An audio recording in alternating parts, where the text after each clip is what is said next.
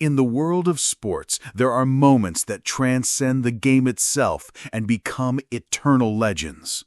One of those moments was the iconic flu game, starring Michael Jordan during the 1997 NBA Finals. This game is not just about numbers, wins, or statistics. It's about resilience, determination, and the sheer will to win, even when the body seems to betray you. The year was 1997. The NBA Finals had once again become a stage for greatness, and the spotlight was fixed on two powerhouse teams, the Chicago Bulls, led by the indomitable Michael Jordan, and the Utah Jazz, powered by the legendary duo of Karl Malone and John Stockton. Both teams were titans in their own right, and the clash was more than just a basketball series. It was a collision of legacies.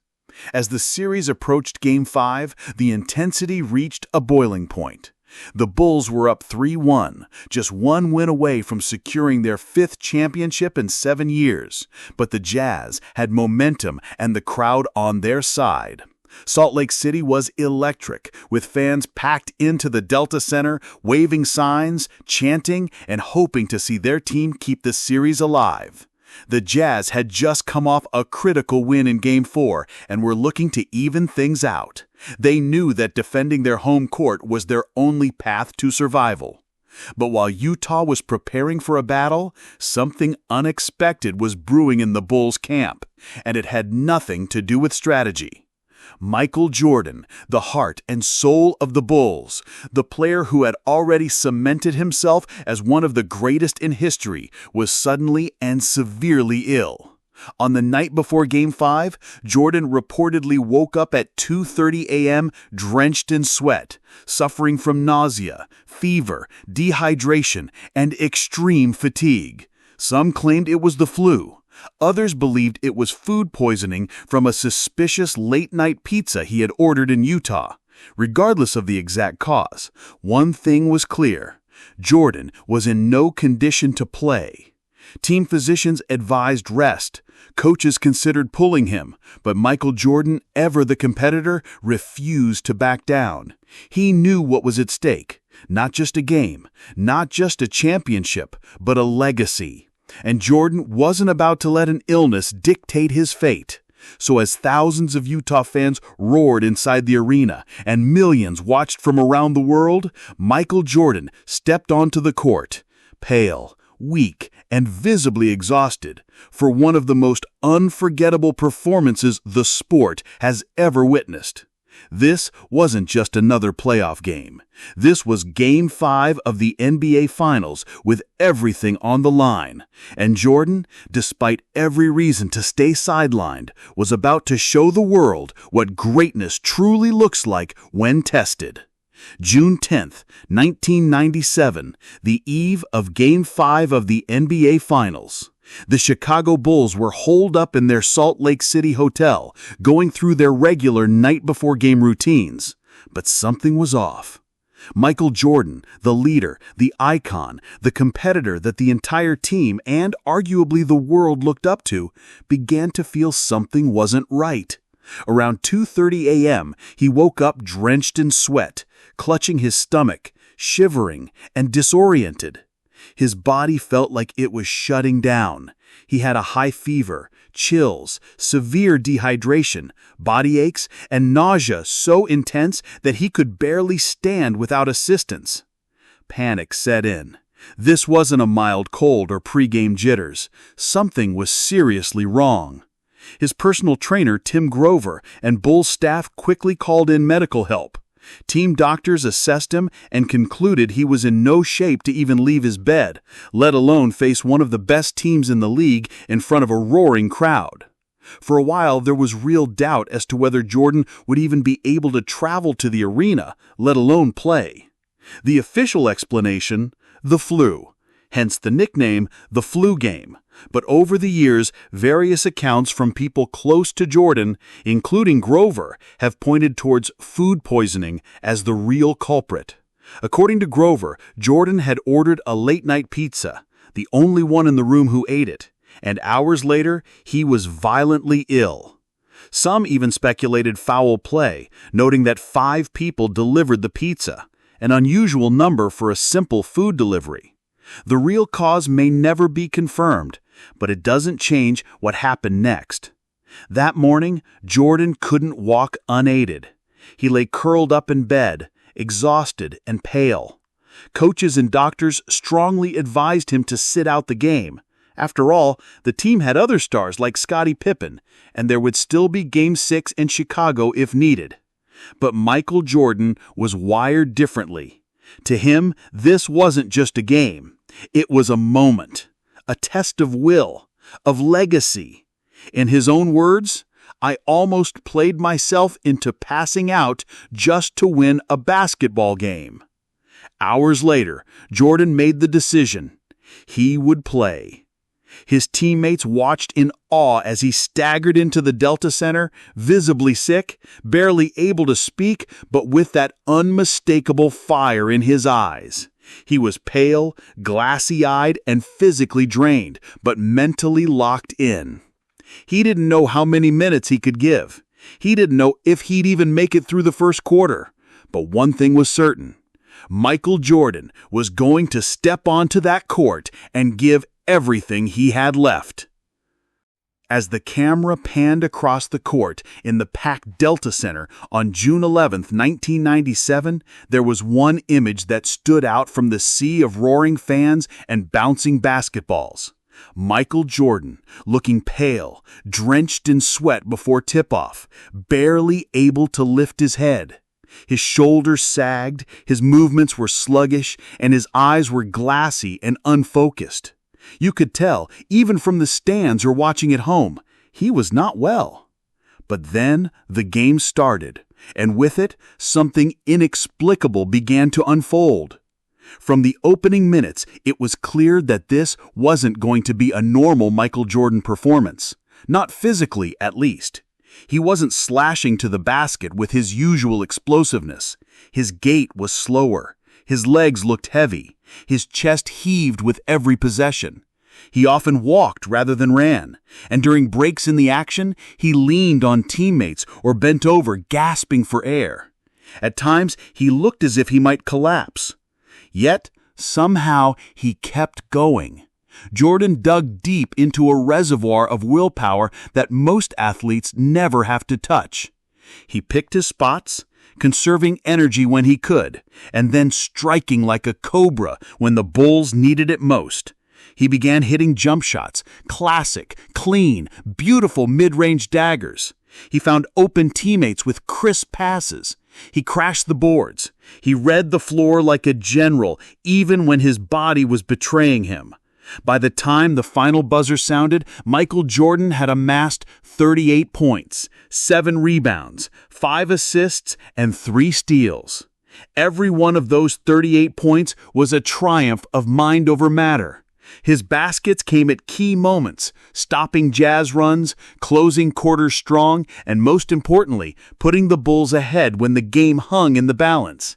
In the second quarter, when the Bulls were down double digits, Jordan scored 17 points to bring Chicago back into the game.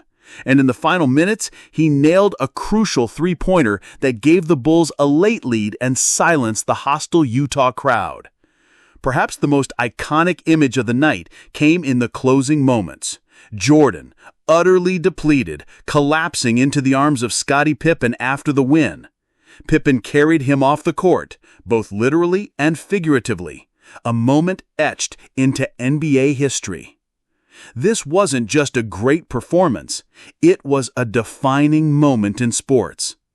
Jordan didn't just put up numbers, he pushed his body beyond its limit, all for a single win in a best-of-7 series. It was the kind of performance that elevates an athlete into a myth, that makes kids fall in love with sports, and makes adults believe in the power of human will. What made it even more surreal is that Jordan wasn't just effective, he was dominant. He didn't just contribute, he carried. against one of the best defensive teams in the league in one of the most hostile arenas in basketball, while battling a condition that would leave most people bedridden. He turned in a masterpiece.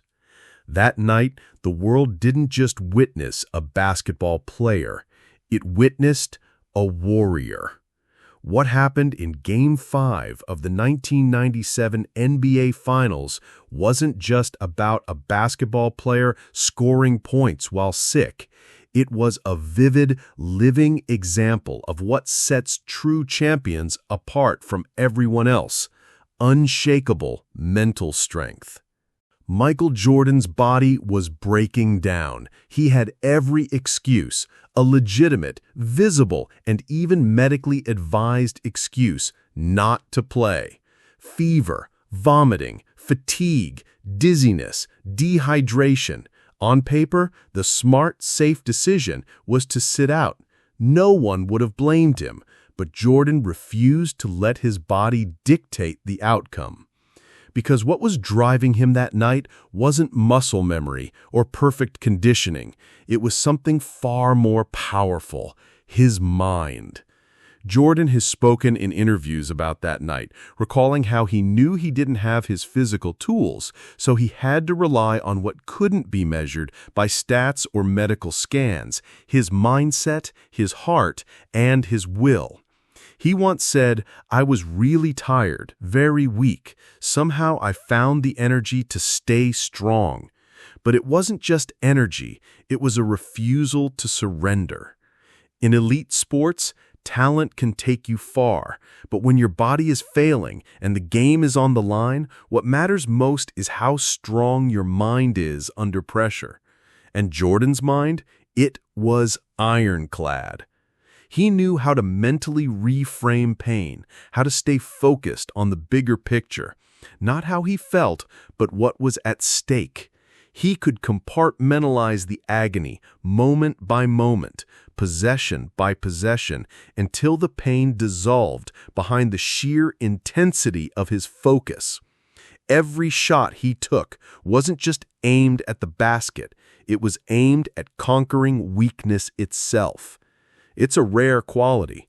Most athletes train to perform at their best when they feel their best. Jordan showed that a true legend performs when everything feels wrong. He found rhythm in chaos. He found leadership in adversity. And more importantly, he found belief, not just in his teammates or his coaches, but in himself, in that quiet inner space where champions are built in silence long before the lights come on. That night, Jordan taught the world a lesson that went beyond sports. Your body has limits. Your mind does not, unless you believe it does. The flu game has become shorthand for mental resilience, used far beyond basketball, in classrooms, in boardrooms, in military training, even in motivational speeches. Because it's no longer just about a man playing through illness. It's about overcoming every voice that says you can't, especially when that voice is inside your own head. When the physical faded, Jordan's mental firepower took over, and that's what made it legendary. The flu game wasn't just another win in the record books for the Chicago Bulls. It wasn't just Game 5 of the 1997 NBA Finals. It was and remains a watershed moment in sports history, the kind of performance that becomes mythic, etched into the collective memory of fans, players, and anyone who has ever struggled and refused to quit. It wasn't just the stat line alone, although 38 points, 7 rebounds, 5 assists, and 3 steals while barely able to stand is staggering. It wasn't even the high-stakes nature of the game itself. What made it unforgettable was the context. A man at his physical limit, looking physically destroyed, yet summoning a performance for the ages. Jordan didn't just play. He didn't just compete, he dominated with everything stacked against him. And in doing so, he redefined what it means to be a champion. a new definition of greatness. Before the flu game, greatness in sports was often defined by highlight reels, buzzer beaters, dunks, titles. But Jordan's performance shifted that narrative. Greatness wasn't just about how high you could jump or how fast you could run. It became about how deep you could reach within yourself when everything is working against you. He raised the bar, not just for basketball players, but for every athlete, in every sport, on every level. The flu game became a universal symbol of what it means to dig deep, to rise when your body says no, and to push through the impossible. For young athletes, it became the ultimate lesson in mental toughness. For veterans, it was a reminder of what separates the good from the legendary. For fans, it was a privilege to witness. Cementing a legacy. The flu game helped solidify Michael Jordan's status as the greatest basketball player of all time, not just because of his skills, those were already established, but because it showed his soul. Anyone can play at a high level when they feel 100%. What Jordan did showed that true greatness lies in how you perform when you're at 10% and still expected to lead. It proved that Jordan wasn't just a phenomenal athlete. He was a relentless force of will. His legacy wasn't built on talent alone. It was built on discipline, pain, pressure, sacrifice, and a refusal to accept anything less than victory, regardless of the cost. The image of him leaning on Scottie Pippen, completely spent after giving everything he had, that became a defining symbol of sport. It told the story of a man who went to war with his own body and still came out victorious. A moment that transcended basketball. In the decades since, the flu game has been referenced far beyond the NBA. Military leaders use it to illustrate grit under pressure. Coaches across all sports cite it when talking about leadership and heart. Motivational speakers use it to show how mental strength can override physical limitation. Everyday people look to it for inspiration, to finish a project, face an illness, or keep going when quitting seems easier. It became more than a game. It became a metaphor for endurance, resilience, and the power of the human spirit. In a world obsessed with comfort and convenience, the flu game stands as a beacon of what's possible when someone refuses to fold. It's a reminder that champions are not born in moments of ease, but forged in fire. The flu game wasn't just a masterclass in basketball. It was a real-time life lesson broadcast to millions about what it takes to rise above pain, pressure, and expectation. Decades later, it still resonates, not because of the scoreboard, but because of what it revealed about human potential. Here are the timeless lessons we can draw from that night in Salt Lake City. Resilience matters. Determination can be decisive. When your body is aching, your mind is foggy, and every step feels heavier than the last, that's when resilience becomes your greatest asset. Michael Jordan could have stayed in the hotel. He could have rested, recovered, and played Game 5. But instead, he showed up because his mission was bigger than his comfort. That's what resilience looks like, showing up fully, even when you're running on empty. In life, whether it's school, work, family, or health, we all face our own Game 5 moments. When that time comes, resilience is the bridge between survival and greatness. Jordan taught us that pain can be present, but it doesn't have to be permanent or defining. Mental strength is as important as physical talent. Talent opens the door. Mental toughness walks through it. Jordan didn't have his legs, his energy, or his stamina that night, but he had his mind. He focused, he willed, he pushed past doubt and discomfort to stay locked into the moment. His performance wasn't powered by strength, but by mental clarity, grit, and focus. We often prepare for the physical battles, the exam, the job, the race. But the most important battle is often the one within. Can you stay calm in chaos? Can you keep going when it hurts? Can you focus when everything tells you to stop? Mental toughness isn't built in comfort. It's built exactly in moments like the flu game. The power of purpose. Play for something bigger than yourself. Michael Jordan wasn't just playing for stats or accolades. He was playing for legacy, for his team, for the city of Chicago, and for the dream he'd been chasing his entire life. When you connect your effort to something larger than yourself, you unlock a deeper level of strength. Purpose transforms fatigue into fuel. It pushes you past your own limits because the mission becomes greater than the pain. Whether you're chasing a dream, supporting your family, or fighting for a cause, clarity of purpose gives meaning to the struggle. Jordan had that purpose burned into his soul, and it showed with every step he took that night. Inspiration. Great achievements come from great sacrifices. People remember Game 5 not because it was clean or easy, but because it was gritty, raw, and full of sacrifice. Jordan gave everything he had and then gave more. That's the nature of greatness. It often demands a sacrifice that the world doesn't see. The late nights, the silent battles, the quiet tears, the choice to show up when every part of you says no. The flu game wasn't just inspirational. It was a reminder that legendary moments don't happen by accident. They're the result of sacrifice, discipline, and the willingness to suffer for something meaningful. The flu game wasn't just a chapter in Jordan's story. It's a mirror held up to all of us. It asks, will you show up when it's hard? Will you lead when you're tired? Will you keep going when no one would blame you for stopping? Because if you can, if you find that gear inside you, then you've already won more than a game.